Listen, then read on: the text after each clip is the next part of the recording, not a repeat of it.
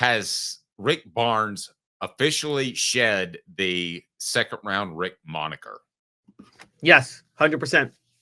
This is his third straight season in the Sweet 16. I mean, I don't know how you could have second round Rick moniker when you get out of the second round 3 straight years.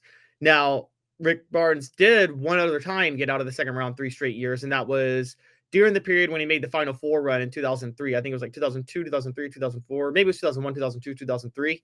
He made the Sweet 16 3 straight times. But this moniker came because starting in 2000, I think 2008 was the last time he had gotten out of the second round. Then from 2009 to 2019, he never got out of the second round. And then he got out in 2019. So a 10-year period. Well, that seems like a lot. Dave, we got like 3 of those years, 2016, 2017, and 2014. He didn't make the NCAA tournament. And I think we got to look back and say, okay, so there were 7 NCAA tournaments he coached in where he didn't get to the second round or get out of the second round. Somebody's been doing some research. Well, here's where it gets interesting. I did that last week. People forget this part. You know, between making the national title game in 2000 and their and winning it in 2006, Billy Donovan never got out of the second round. He had like a 5-year period where he never got out of the second round. And okay, so 5 straight years out of the second round, and then all of a sudden he wins back-to-back national championships, and no one has that moniker for him ever again. And the reason I'm bringing that point up is like, this is an NCAA tournament. It's a crapshoot, okay? It is such a crapshoot, and sometimes a crapshoot can just be unlucky for you in certain ways. It's like the it reminds me of like how everybody always called the Braves choke artists in the playoffs under Bobby Cox in the 90s and 2000s. No, they weren't. It was the playoffs in baseball is a crapshoot. It's a literal roll of the dice. It truly is. I mean, the Dodgers have been the best team for the last 5 years, and they've only won 1 World Series. Exactly. So, and that's how the NCAA tournament works. I would say of all sports, the 2 that are most a crapshoot are probably Major League Baseball and the NCAA tournament, right? NCAA tournament's third. The NHL playoffs is number 1. Oh, okay. Well, you can at least get a hot goalie.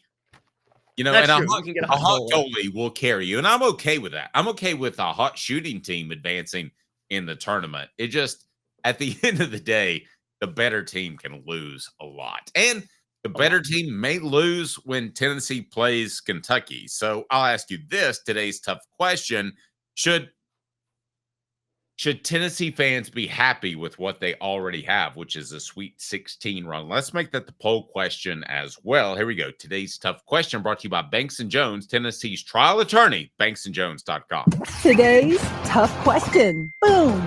You heard that. Now take it. The Dave Hooker Show with Caleb Calhoun. Represented by T. Scott Jones, banksandjones.com, Tennessee's trial attorney. From the Ted Russell Ford Lincoln Studio, East Tennessee's #1 volume and customer service dealer, Ted Russell Ford and TedRussellLincoln.net. Now to the Dave Hooker Show on Off the Hook Sports. All right, Caleb. So how much does this change Rick Barnes' legacy, if at all? The fact that he's been to the Sweet 16 3 consecutive years at the University of Tennessee. I wrote, if you didn't have a chance to check on offthesports.com, that his legacy should be incredibly intact, but for some not. What does this do to his legacy? Brought to you by Banks & Jones, Tennessee's trial attorney, banksandjones.com. I think it does. I don't think it does much for his legacy to this point. It does a lot for him in terms of people in the know covering college basketball. And here's why. Rick Barnes, we thought he was a teacher of the game, stressed fundamentals, but wasn't going to be the X's and O's guy to get Tennessee out of the first weekend of the NCAA tournament. We were wrong. And I want to be clear on this. For those who watched the UCLA game, Barnes made an adjustment to do that 3-quarter press. Did it with 5 minutes to go in the first half, and UCLA never recovered. I mean, they never recovered when Tennessee did that. And Barnes had that ready to go and dialed it up at the perfect time. And it was the perfect adjustment because remember this, and I want to point this out. That was not the UCLA team that Rick Barnes or Tennessee scouted.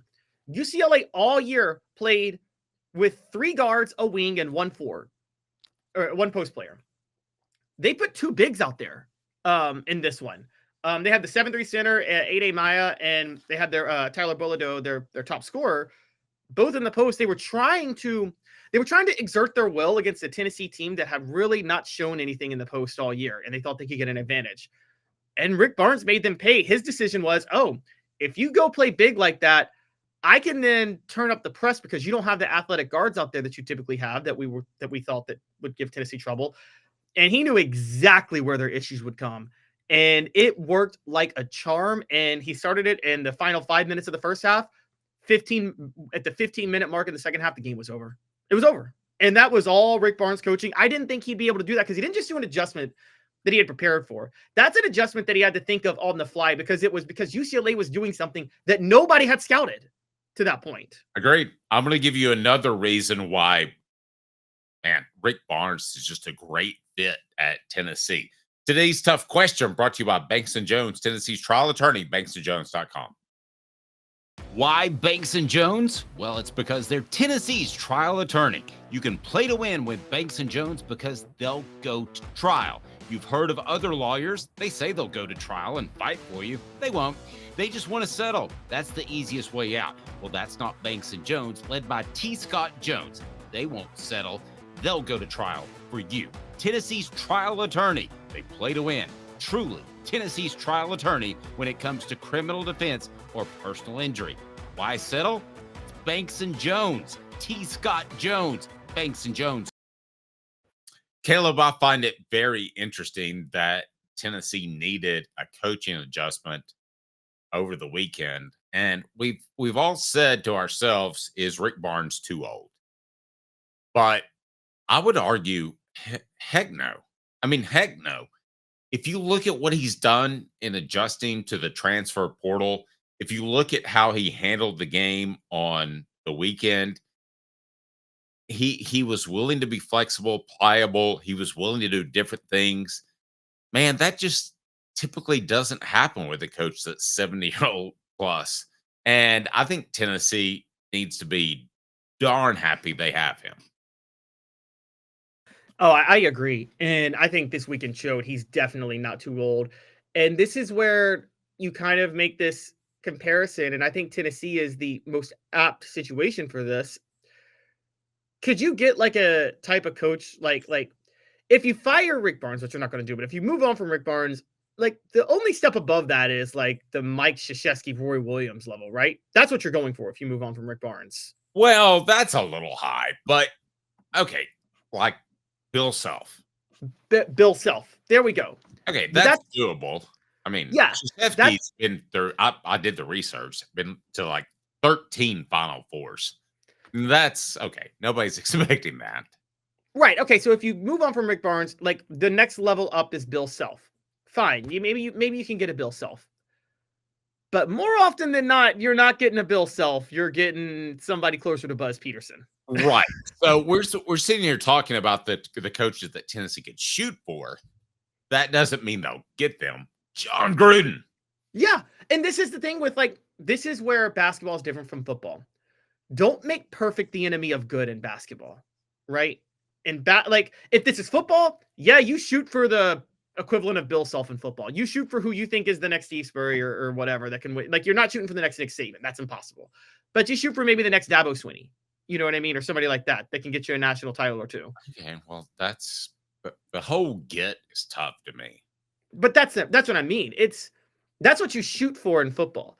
In basketball, you got a good coach, you settle. And you don't make perfect the enemy of good. And Rick Barnes has you consistently in the Sweet 16, consistently performing well.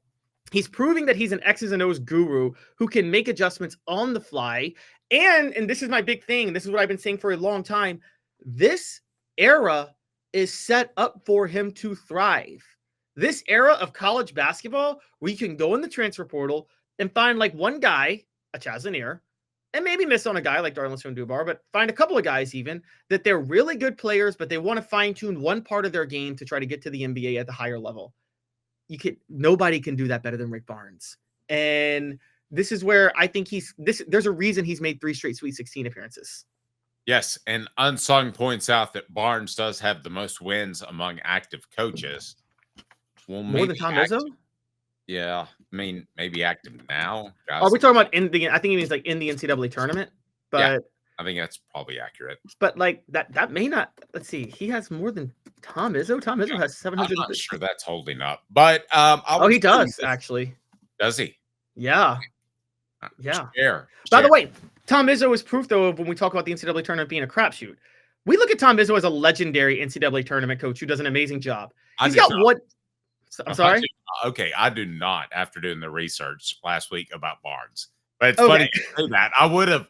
If you'd asked me that 7 days ago to the mark, I would have been like, yes, I do look at him as a legendary coach. Now, really, after doing the research, I don't. Well, like he's made, we forget about this, but like he's got one national title and it was 25 years ago. And someone pointed out when he won it, the Baja Man had the hottest song in the nation at the time. I love the Baja Man. I was listening to that coming into the studio, actually. You don't know that. Oh, really? Yeah. Really? So the reason that's so interesting is that Tom Izzo is considered like just this Hall of Fame caliber. Like people almost do put him in the same sentence with Roy Williams.